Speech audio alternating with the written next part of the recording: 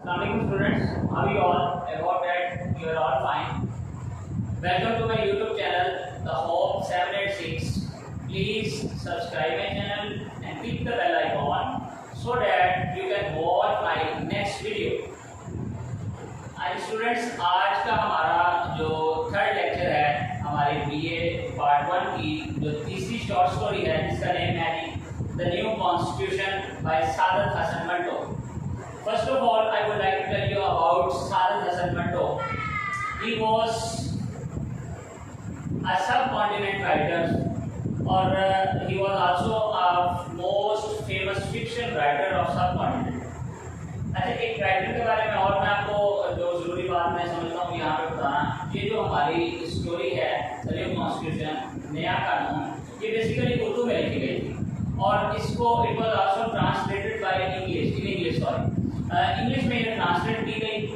और जो हमारे यहाँ पे मॉडर्न राइटर्स या पोस्ट मॉडर्न राइटर्स हैं, जिस तरह मैं आपको एग्जाम्पल इसके साथ साथ देता चलूँ, जैसे वेलेंटाइन दिल्ली अहमद अली का है, he used indigenous language to promote his language. Same is the case here. यहाँ पे जो सादत हसन मंटो हैं वो भी इंडिजिनस लैंग्वेज को प्रमोट कर रहे हैं, जैसे हम आहिस्ते आहिस्ते आगे चल के देखेंगे। फॉर एग्जाम्पल इसकी एग्जाम्पल मैं ये भी देता हूँ कि जैसे हमारा जो फर्स्ट कैरेक्टर हैं उस्ताद मंगू, जो प्रोटैगनिस्ट भी हैं इस स्टोरी के, वो उस्ताद मंगू वो इसी तरह लिखा गया इस तरह, यानी उर्दू में उन्होंने यूज़ किया हुआ है। उस्ताद मंगू ना के जी सारिया ABC इस तरह का होगा। अब हम जो है ना मूव करते हैं जी।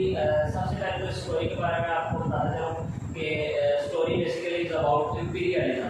इम्पीरियलिज्म एक टर्म है इंग्लिश लिटरेचर की, साम्राज्य निज़ाम या डुअल सिस्टम। जैसे जो हमारा इंडिया था, India is one of the British colonial system. British colonial system का एक हिस्सा था, ठीक है जी।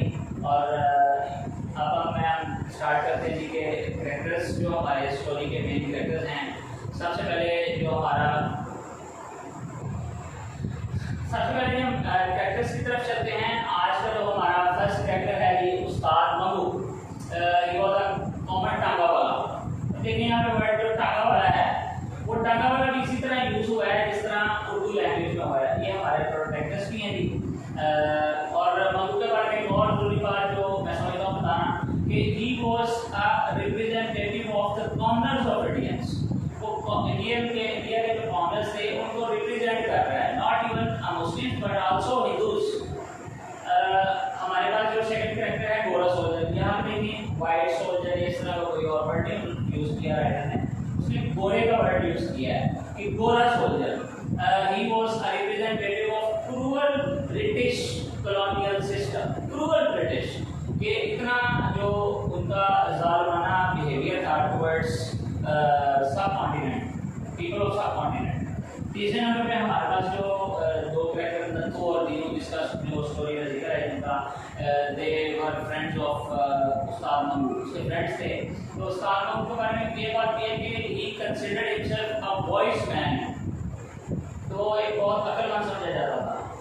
नंबर 4 पे जो मैंने प्लेस लिखी है लाहौर, तो ये लाहौर में परफॉर्म हुआ है सारी स्टोरी।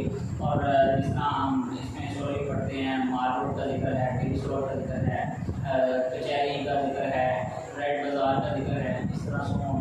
नंबर 5 पे ही time before the partition of subcontinent के पार्टीशन से ये पहले का 1947 में जब पार्टीशन हुई पाकिस्तान इंडिया, और ये तब है उससे पहले ये लिखा गया था, क्योंकि यहाँ पे जो 1935 का एक्ट कॉन्स्टिट्यूशन 1 अप्रैल को जो होना है, आगे चल के बताता हूँ कि किस तरह होना है, ये उसका भी जिक्र किया गया है। अब हम अपनी स्टोरी को थोड़ा सा मूव करते हैं कि हम ये स्टोरी डेवलप किस तरह होती है, किस तरह बिल्ड होती है। जब हम स्टोरी की तरफ मूव करते हैं कि how the story is developed, how the story is build, किस तरह स्टोरी बिल्ड होती है, किस तरह स्टोरी आगे को मूव होती है। जैसे मैं पहले भी जिक्र कर चुका हूँ, जो हमारे इस स्टोरी का प्रोटैगनिस्ट है वो उस्ताद मंगू।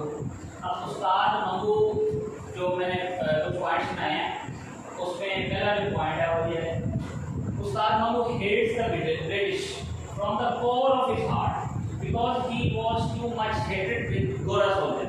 तो अब वो इतनी उनके साथ नफरत का वो इजहार जो करता है वो अपने लफ्ज़ों से भी करता है, जो टेलीफोन के लिए यूज़ करता था। दूसरे नंबर पे जो पॉइंट है कि he is of the view that, ये उसका ख्याल था, ये वो सोचता था ऐसा, that they are very cruel to the common Indians, कि वो हमारे मुल्क में आके हमारे साथ बहुत ज़्यादा ज्यादती कर रहे हैं, हमें जो है वो हम पे हुक्म चलाते हैं, हमें मारने की कोशिश करते हैं। नंबर 3 जो पॉइंट है जो हमारा था कॉमनर्स भी के जो हमारे एंसेस्टर थे, जो सब कॉन्टिनेंट के कॉमनर्स थे, Muslims and Hindus, they were called commoners wanted to get rid of this cruel imperialistic system। जो कॉमनर्स थे, जो वहाँ के लोग थे, वो जान छुड़ाना चाहते थे किसी भी कीमत पे, इसलिए अब जब जान छुड़ाना चाहते थे तो उनको उसकी कोई भी कीमत अदा करने को तैयार था। नंबर 4 जो मैंने पॉइंट लिखा है द वेरी इंपॉर्टेंट पॉइंट, और इसमें से जो कुछ वर्ड मैंने चूज किए हैं उसको मैंने बोल्ड करके लिखा है, और वो टेक्स्ट की लाइंस में से लिए गए हैं। He called them as human monkeys, हम उनको ह्यूमन मंकीज बोलता था, लेपर्स बोलता था। ये देखिए अब किस तरह वो इजहार जो है वो अपनी नफरत का कर रहा है। लेकिन कार्केसिस यानी उनको बोलता था गली सड़ी लाशें हैं ये, एंड वाइट माइस कहते थे चूहे हैं, चूहों तक का वर्ड वो नफरत का इजहार इस तरह करता था, चूहों तक का वर्ड वो उनके लिए यूज करता था। नंबर 5 पे जो पॉइंट है कि ही हर्ड समवेयर, उसको उसने कहीं से सुना कि मुल्क में नया कानून आएगा, जब नया कानून आएगा तो हर चीज़ चेंज हो जाएगी, बरतानिया के लोग यहाँ से भाग देंगे। नंबर 5 पे पॉइंट है he heard about a new constitution which was being promulgated on 1 April 1935, कि ये का मतलब 1935 को नया कानून आएगा और वो नाफिज़ अमल होगा और हर चीज़ जो है वो बरतानिया की चले जाएगी, हम जो आज़ादी से ना करेंगे। नंबर 6 पे जो पॉइंट है 1 April 1935 the colonial system would end, कि जो colonial system है, कॉलोनीज जितनी बनाई हुई थी ये बरतानिया ने सब कॉन्टिनेंट को एक कॉलोनी बनाया हुआ था, कि it would be end, ये खत्म हो जाएगी। नंबर 7 पे he was waiting impatiently for 1 अप्रैल, उसको दिन रात से भी होता था कि कब 1 अप्रैल आए और कब वो जो है यहाँ से भाग दें। नंबर 8 पे on 1 April he set his टांगा, अब ये जो अप्रैल आ गई, सुबह वो 6 बजे उठ जाता है, उठ के वो अपना टांगा सेट करता है। he set his टांगा and came on the roads of Lahore, और लाहौर की सड़कों पे आ जाता है जी कि हर चीज़ चेंज हो जाएगी, यहाँ का एटमॉस्फेयर चेंज हो जाएगा, हर चीज़ चेंज हो जाएगी, लोग जो है वो हमारे होंगे, अब हम इस तरह के वाइट माइस और ग्रीन के स्पेस नजर नहीं आएंगे। नंबर 9 पे भी there was no particular change, अब उठता है उसको देखते हैं उसी तरह हर जगह पे वो लोग गिर रहे हैं, गोरे नजर आ रहे हैं, कोई खास किस्म की कोई जो है ना वो चेंजिंग नजर नहीं आ रही। अच्छा, वो इस चेंज को कंफर्म करने के लिए सोचते हैं कि मैं कंटोनमेंट की तरफ जाता हूँ, सोनी की तरफ जाता हूँ, वहाँ पे चेक करता हूँ शायद कोई हमारे लोग वहाँ पे दूर हों। अब नंबर 10 पे मैंने ये पॉइंट लिखा है कि went to cantonment to drop a fare, अब उसको एक जो है ना मिलता है एज अ फेयर को लेके जाता है किसी को, जो उसका क्लाइंट या कस्टमर जो भी आप करें, वो वहाँ पे उसको बिठाता है अपने टांगे पे और उसको कंटोनमेंट की तरफ लेके चला जाता है कि आओ मैं वहाँ छोड़ के आऊँ, ताकि देख सकूँ कि बाकी कोई चेंज आया कि नहीं आया। नंबर 11 पे जो हमारा पॉइंट है जो डिस्कस करने जा रहे हैं वो ये कि ईसा गोरा सोल्जर, अब कंटोनमेंट में जब पहुँच गया तो उसने देखा ईसा गोरा soldier it was the same गोरा हु इंसल्टेड उस्ताद महमूद अपनी करेंगे ईयर बिफोर मैंने कि एक साल पहले एक जगह पे एक गोरा इसको मिला था और उसने उसकी बड़ी इंसल्ट की थी, तो उस वक्त वो अंडर विलियन था कि पता नहीं क्या होगा, तो मुझे जो है ना उसने पब्लिकली बल्कि उसने उसको पेड भी किया था। अब इसने यहाँ पे जब उसको छोड़ने के लिए आया है गवर्नमेंट में, उसने उससे पैसे मांगे कि मुझे पैसे दें, उसके जवाब में उसने कहा कि under the pretext of new constitution he exchange some rough words, अब वो इस एल्यूजन में था कि नया कानून आ गया है, अब ये गोरे तो वैसे ही करके जाने लगे हैं, इस वजह से जो है ना वो यहाँ पे इनकी जरूरत नहीं है, तो इसको मैं अगर मानूंगा भी या मैं इसकी इंसल्ट भी करूँगा तो कुछ नहीं होगा।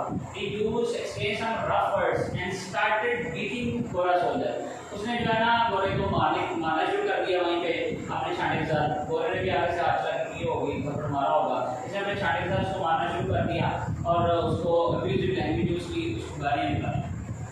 नंबर 13 पे उस्ताद Mangu was arrested by the police, वहाँ पे पुलिस खड़ी हुई थी, अब गोरा को मार पड़ रही है तो मतलब है वो गोले को मार पड़ी है, तो वो मार के आके उसने 7 लोगों को पकड़ा एंड वाज लॉक्ड अप, और उसको लॉकअप में डाल दिया।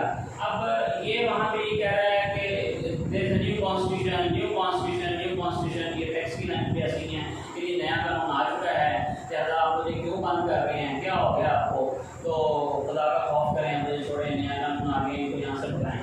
अब इसके बाद ही नंबर जो लास्ट पॉइंट मैंने लिखा हुआ है वो जी ऑफिसर सेड, अभी टेक्स्ट की लाइन है, what was constitution, what new constitution, it is the same old constitution before.